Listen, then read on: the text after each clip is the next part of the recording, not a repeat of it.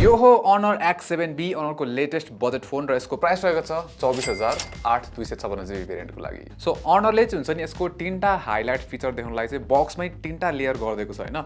So हेरौँ के रहेछ यसको हाइलाइट फिचर र अनबक्सिङ पनि गरौँ। सो लेट्स सी के छ बक्समा हैन। प्लस यो फोन चाहिँ हुन्छ नि लाइक पैसाको लागि वर्थ छ कि छैन त्यो पनि चेक आउट गर्छु। म Manoj Shrestha and you watching tech lake. First लेयरमा चाहिँ यो 6000 mAh ब्याट्री दिएको छ हैन। त्यसपछि यो निकाल्यो भने चाहिँ हामीले 108 मेगापिक्सल वाला प्याकेजिङ देख्छौँ। त्यसैगरी अब यसपछि फेरि निकाल्यो भने चाहिँ अर्को प्याकेजिङ चाहिँ डुअल स्पिकर भनेर दिएको छ। त्यसपछि बल्ल चाहिँ अब रियल बक्स देख्छ हामीले। फर्स्टमा फोनै छ, त्यसपछि अब यो ट्रान्सपेरेन्ट केस भइहाल्यो। त्यसपछि यो अड्याप्टर छ एउटा फास्ट चार्जिङ, त्यसपछि USB-C केबल छ। बक्समा चाहिँ यति नै। अब यो Honor X7b को फर्स्ट हाइलाइट फिचर भनेको चाहिँ डुअल स्टेरियो स्पिकर। सो तपाईले यहाँ हेर्नु भयो भने चाहिँ यहाँ यो मेन स्पिकर भइहाल्यो। त्यसैगरी माथिपट्टि एयरपिस पनि यसको स्पिकर छ र यसको जुन माथिको स्पिकर छ नि त्यो चाहिँ एक्चुअली लाउड नै छ कि लाइक अरू फोनहरुको जस्तो सानो सुनिँदैन हैन। तर के छ भन्दाखेरि फुल भोल्युममा सुन्दाखेरि चाहिँ अलिकति मफल्ड सुनिन्छ। लाउड चाहिँ एकदमै लाउड छ हैन, तर क्ल्यारिटी भने चाहिँ एभरेज मात्र लाग्यो मलाई।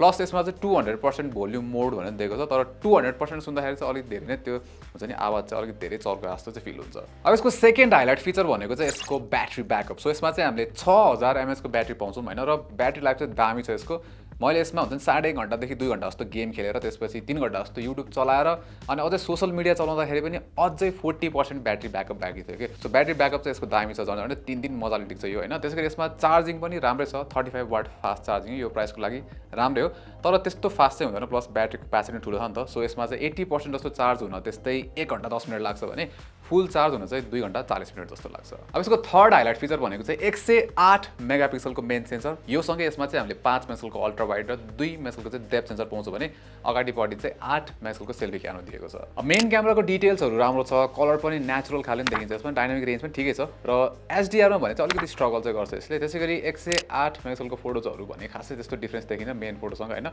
र हामीले चाहिँ Redmi Note 13 सँग कम्पेयर गर्दाखेरि मेन क्यामेरा चाहिँ उस्तै नै छ। कहिलेकाहीँ चाहिँ Redmi Note 13 को राम्रो देखिन्छ भने कहिलेकाहीँ चाहिँ Honor X7b को राम्रो देखिन्छ। अब अल्ट्रा वाइड चाहिँ 5 मेगापिक्सल मात्र भएकोले अलि नोइजी देखिन्छ, शार्प छैन, डिटेल्सहरू कम छ हैन। डाइनामिक रेन्ज पनि अलिक कमै फिल हुन्छ। अल्ट्रा वाइड चाहिँ Note 13 को ठ्याक्क साइड बाइ साइड हेर्दाखेरि चाहिँ Note 13 को बेटर छ है। त्यसैगरी पोर्ट्रेट्सहरू चाहिँ यसको राम्रो लाग्यो मलाई। राम्रो जस ब्याकग्राउन्ड पनि राम्रो देखिन्छ, एज डिटेक्सन पनि राम्रै गर्छ। तर बाइ डिफल्ट ब्युटिफाई चाहिँ अलिक धेरै नै गर्छ यसले, पुरा चिल्लै बनाइन्छ। प्लस एचडीआर सिन्सहरू छ भने चाहिँ पछाडिको अलिक ब्लोन आउट नै देखिन्छ। अब सेल्फिजहरू चाहिँ डिसेन्टै छ, फेसमा डिटेल राम्रै छ, नेचुरल देखिन्छ फेस टोन पनि। तर एचडीआर सिन छ भने स्ट्रगल गर्छ यसले, अलिकति छ नि एक्सपोजर त्यति राम्रो हुन्न। इन्डोरमा नि गुड इनफ नै छ, लाइक फेस टोनहरूदेखि लिएर फेस डिटेल्स, तर नोइज चाहिँ भिजिबल नै हुन्छ।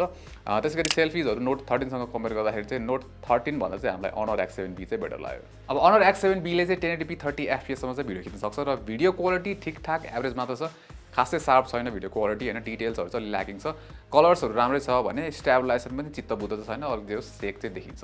अब डिस्प्ले चाहिँ हामीले यसमा 6.8 इन्चेसको चाहिँ 1080p IPS LCD प्यानल पाउँछौँ हैन। अब यो रेन्जमा एमोलेड प्यानलहरू पनि पाउँछ, तर यसमा चाहिँ हामीले IPS LCD पाएको छौँ हैन। र यो चाहिँ 90 हर्ट्ज रिफ्रेश रेट हो, 120 हर्ट्ज रिफ्रेश रेट छ हैन। तर अब यो प्राइसको लागि चाहिँ आई थिंक डिसेन्ट स्पेक्स भन्छौँ। अब अफ कोर्स हामीले एमोलेड पनि पाउन सक्छौँ यो प्राइसमा हैन। अब यसको एक्चुअल क्वालिटीको कुरा गर्ने हो भने चाहिँ के छ भन्दाखेरि हामीले चाहिँ ठ्याक्कै Redmi Note 13 सँग कम्पेयर गरेको थियौँ र साइड बाइ साइड हेर्ने हो भने चाहिँ Redmi Note 13 अभियसली एमोलेड हो, 120 हर्ट्ज रिफ्रेश रेट हो, सो बेटर छ त्यो हैन। ठ्याक्कै घाममा पनि थाहा हुन्छ, कलर्सहरू बेटर, ब्राइटनेस पनि बेटर छ।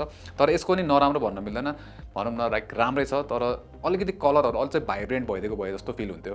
त्यसैगरी रिफ्रेश रेटको कुरा गर्ने भने चाहिँ 90 हर्ट्ज रिफ्रेश रेट स्मुथै फिल छ, तर त्यो अब 120 हर्ट्जको जस्तो स्मुथनेस चाहिँ छैन यसमा। प्लस यसमा पनि हामीले जुन अब त्यो अड्याप्टिभ अप्सन पनि पाउँछौँ हैन, लाइक हुन्छ नि अब स्ट्यान्डर्ड हुन्छ, अर्को चाहिँ 90 हुन्छ। र यसमा चाहिँ अप्टिमाइजेसन राम्रै गरेको छ, लाइक कन्टेन्टहरू हेरिकन चाहिँ त्यो रिफ्रेश रेट ड्रप हुने र प्लस जुन त्यो मिलाएको छ सफ्टवेयर अप्टिमाइजेसन रिफ्रेश रेटको चाहिँ राम्रै लाग्यो मलाई। सो ओभरअल डिस्प्ले चाहिँ अब कन्टेन्टहरू हेर्नको लागि राम्रै खाली छ हैन। तर हुन्छ नि हामीले एमोलेड लेभलको चाहिँ कलर्सहरू पाउँदैनौँ। तर तपाईँले अब Redmi Note 13 हुन्छ नि जुनमा चाहिँ हामीले एमोलेड डिस्प्ले पाउँछौँ, त्यो लिनु पर्यो भने चाहिँ तपाईँले 2-3 हजार त थप्नै पर्ने हुन्छ। प्लस 256GB भेरिएन्टको लागि तपाईँले 4-5 हजार नै थप्नु पर्ने हुन्छ। अब चिपसेट चाहिँ यसमा पुरानो छ, Qualcommको Snapdragon 680 चिपसेट हो। जुन Redmi Note 13 आएको छ नयाँ त्यसमा चाहिँ 685 छ हैन। त्योसँग सिमिलर चिपसेट हो, अलिकति बेटर छ भनौँ 685। त्यो चाहिँ हामीले बेन्चमार्क गर्दैछौँ, किन भन्दाखेरि 680 चाहिँ हल्का पछाडि देखिन्छ 685 भन्दा हैन। तर डेली लाइफ पर्फर्मेन्समा खासै फरक हुँदैन, यो पनि राम्रो छ डेली लाइफ पर्फर्मेन्समा। अब एपहरू चलाउँदाखेरि स्विच गर्दाखेरि हुन्छ नि त्यो यस्तो ल्याग्सहरू स्टटर्सहरू केही पनि छैन, डेली पर्फर्मेन्समा ठिक छ हैन।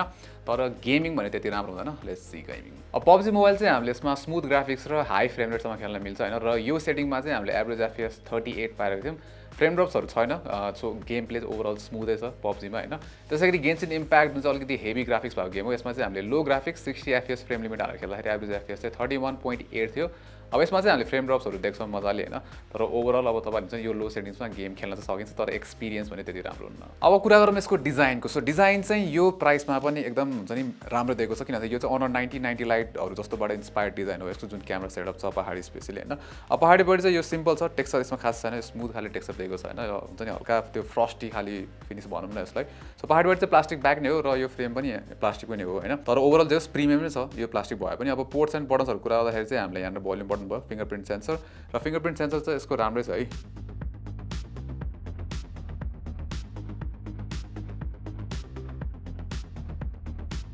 सो फिङ्गरप्रिन्ट सेन्सर चाहिँ राम्रै काम गर्छ। त्यसै गरी यसमा अब अरू पोर्ट्सहरू टाइप सी तलपट्टि छ, 3.5 हेडफोन ज्याक भयो, माइक छ, स्पिकर भएर यो चाहिँ मेन स्पिकर, माथिपट्टि एयरपिस पनि अब डेडिकेटेड स्पिकर छ, अघि नै हामीले कुरा गर्छौँ होइन। त्यसै गरी आयर ब्लास्टर पनि दिएको छ माथिपट्टि, प्लस एउटा माइक। त्यसै गरी यो साइडमा चाहिँ हामीले यसमा हाइब्रिड स्लट पनि पाउँछौँ। अब स्क्रिन बेजल्सहरू हेर्ने हो भने चाहिँ यसको लाइक ठिकै छ, साइड बेजल्सहरू ठिकै छ भने, चिन चाहिँ अलिकति ठुलो छ होइन, नत्र ओभरअल स्क्रिन बेजल नै ठिकठाकै छ। त्यसै गरी माथिपट्टि चाहिँ अब होल पन्च भइहाल्यो होइन, र ओभरअल डिजाइन चाहिँ राम्रो छ यसको। अब फोन अलिक ठुलो नै छैन, सो एक हातमा चलाउँदाखेरि चाहिँ अलिकति गाह्रै पर्छ, तर ओभरअल डिजाइन वाइज जे होस् हुन्छ नि यो प्राइसको लागि चाहिँ राम्रो छ यसको। अब ओएस चाहिँ यो फोनमा हामीले आउट अफ बक्स एन्ड्रोइड 13 पाउँछौँ, 14 चाहिँ आउँदैन होइन, म्याजिक ओएस 7.2 हो, अनरको युआई भइहाल्यो होइन। अब यसमा हुन्छ नि जुन सफ्टवेयर अपडेट अथवा सफ्टवेयर अपग्रेडको कुराहरू चाहिँ अनरले केही पनि भनेको छैन अहिलेसम्म चाहिँ होइन। सो त्यो कुरा चाहिँ मेबी अब 1-2 वर्षको सपोर्ट चाहिँ यसमा पाइएला होइन, तर त्यो ठ्याक्कै एक्ज्याक्ट कतिको भनेर चाहिँ भनेको छैन। सो त्यो चाहिँ अब चाहिँ चित्त बुझ्दो होइन। अब यसमा अनरको अलिकति राम्रो फिचरहरू भनेको चाहिँ यो एआई सजेसन भन्ने छ होइन। सो यहीँनिर चाहिँ तपाईँले जुन फ्रिक्वेन्टली युज गर्ने कुराहरू चाहिँ यहीँनिर आइदिन्छ। अर्को भनेको चाहिँ यो इनलार्ज फोल्डर भन्ने होइन, यिनीहरू छ श्रिङ्क गर्न मिल्ने। अब कस्टमाइजेसन अप्सन्सहरू चाहिँ यसमा खासै त्यस्तो धेरै दिएको छैन, तर हुन्छ नि ओभरअल जुन एक्सपिरियन्स छ युआईको त्यो चाहिँ आजकल अनरको राम्रै छ। त्यो बग्सहरू त्यस्तो खासै छैन, तर त्यो सफ्टवेयर सेक्युरिटी अपग्रेड र अपडेटको कुरामा चाहिँ अलिक क्वेसनेबल नै छ।